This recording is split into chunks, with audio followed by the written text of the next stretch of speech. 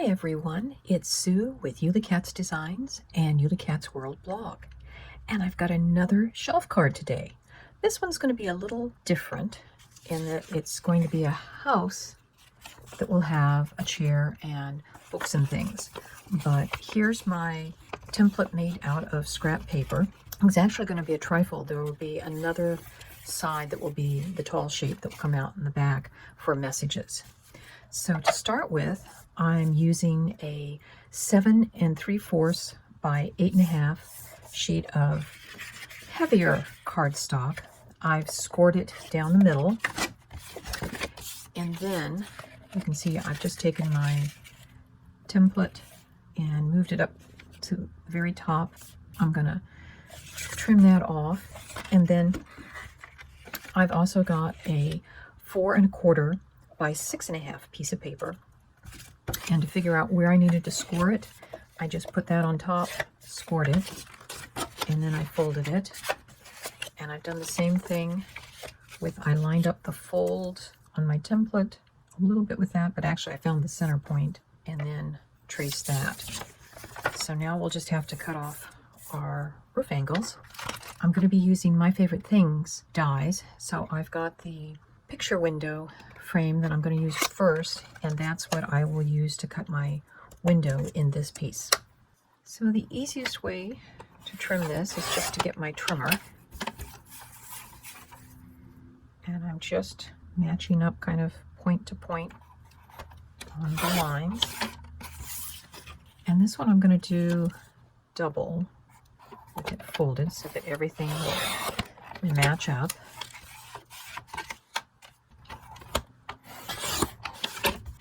So what our card will look like will be something like that. So there's the start of our card base.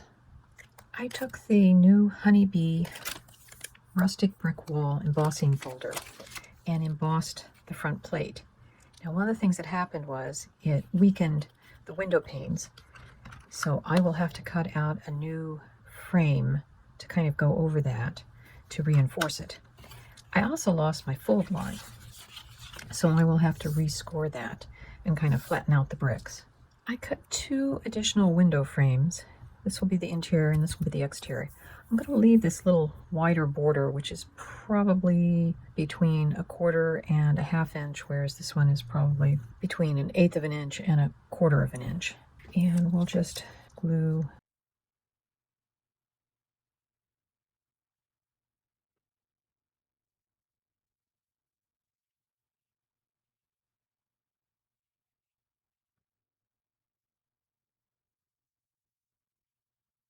I'm going to wait to glue this panel on until I have decorated the inside of it. Because I cut an inside window frame that is bigger than the original intention, this is the curtain rod die, and you can see that it's actually shorter than the curtain rod I cut. So to get that extra long, I first put my piece on my plate, and I made sure that the outside knob, I first put my die on my cardstock, but I made sure that the knob was off the plate. So when I went to put it through, it looked like that. Then once it was cut, I slid this up, I fitted it on, and then I did the same thing. So I made sure that the part that I didn't want to have the knob cut into was off the cutting plates. And that's how you can extend dies.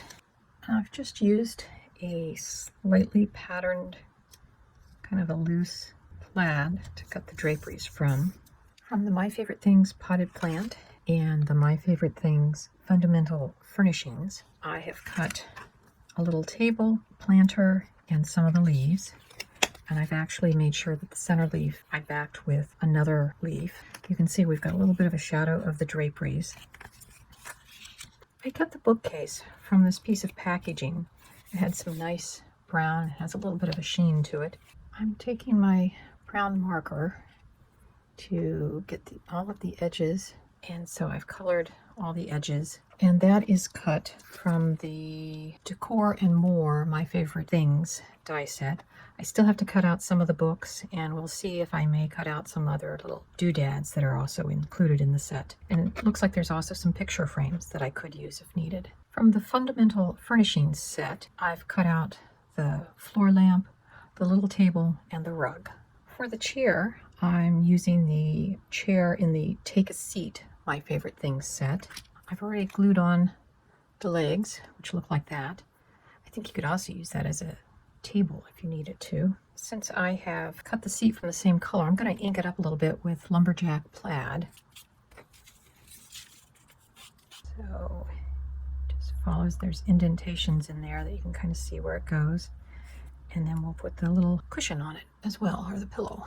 I've sketched out where the front roof piece stops, and I've taken one of the Distress watercolor pencils in crushed olive and just colored over it, used my water brush to spread it out. And because this is cardstock, it does tend to peel if you get too much water on it.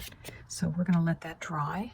I'm taking my T-square ruler and just going down from the top and drawing on the siding. Still waiting for this to be fully dry before I play with it.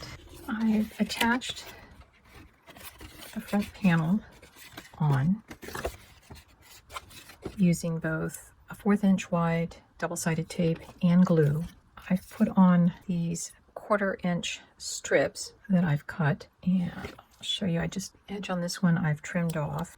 It seems like the easiest way to do this is to put glue on right on the edge, and then once that's dry, we'll trim off the excess. I have my basic layout of how I think this is going to go, and I can already tell just looking through the window I'm going to need to have a picture or something up because our eye is going to be drawn that way. But to start with, I glued down the plaid rug, and I tried to line it up basically along with where the foot of that table was.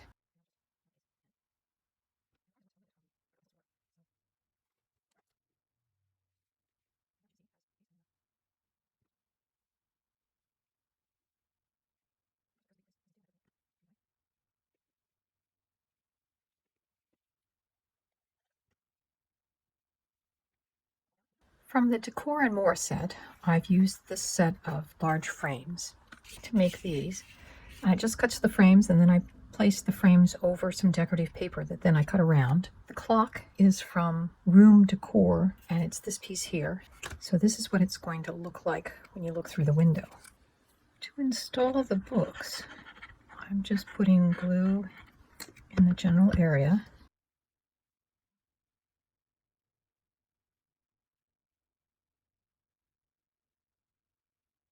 Tweezers are a definite to get all the books and these little pieces in. I added a hello from the Conquer and Ninth on display pop-up dies. Here's my finished card, and as you can see through the window, we can see a little bit of the room scene. And this is a card that can be used for any number of things, from birthday to thank you. We've got our little room scene in here, cozy book reading area. We've got our bookshelves, our little cup of coffee or tea, or we have our place to write a private message, as well as some space on the back. So this is our finished card, our third in our shelf card series. And I hope that it's provided some inspiration for you and your creative projects. And we'll see you again on our next episode here at Ully Cat Designs and Ully Cat World blog. Bye-bye.